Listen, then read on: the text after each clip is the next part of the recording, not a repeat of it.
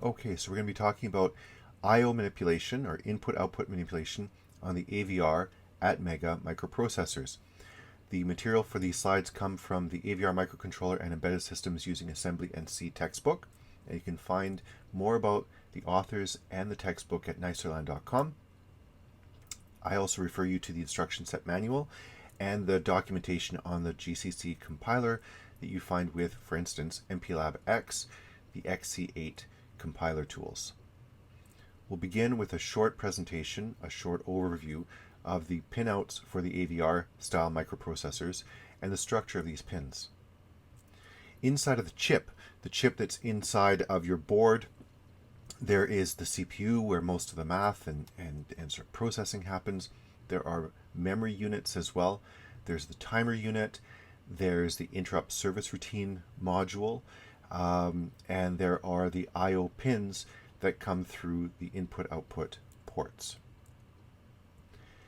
When we talk about setting up one of these processors, it's important that you do things like hook up power, so VCC and ground. Typically 5 volts on the VCC, but it could also be 3.3 volts depending on your processor and setup.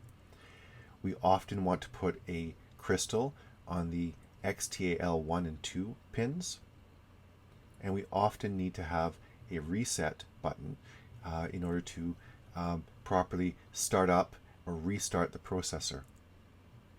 And today we're going to be talking about the individual pins that are used for digital input and output. And on the ATMEGA 328, that would be port B, port C, and port D. But there are also other input pins or input functionality that connect to some of these pins. And that would include the analog to digital or ADC pins that are multiplexed with some of the digital pins.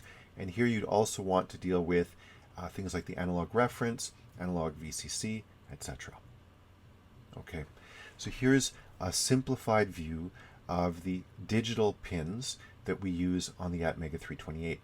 So you have a set of 3 registers associated with port B, the 3 registers with port D, and the 3 registers with port C. So PB, PC, and PD. Each one of these triples has 8 bits associated with it. So you have 8 bits for the data direction register, DDR. You have 8 bits for the output values, the port, PORT, register, and you have 8 bits for the input register, PIN. The circuit inside looks a little bit like this. So you have 3 basic units. You have like a valve, that triangle, that allows flow to go one way and not the other. So it allows, say, a value that's in the port register bit to flow outwards, but not something to go into that port register bit.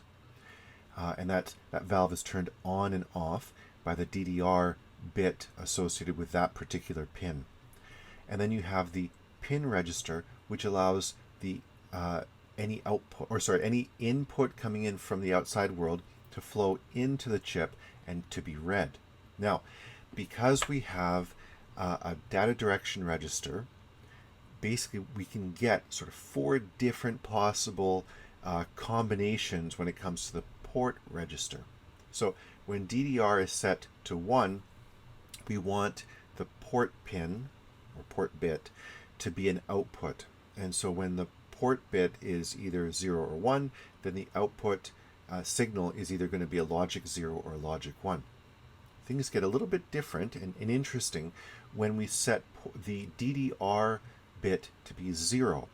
And then if you change or alternate between the port bit from 0 to 1, then you change the functionality of the input line to be either high impedance, which is typically how we use it, or to engage something called a pull-up resistor, which allows sort of a guaranteeing of the signal even if nothing is connected to it. And we'll talk about that later. Okay, but typically you'll want the port pin, or sorry, the port bit when it's in input mode to be 0, because you want high impedance mode on that input.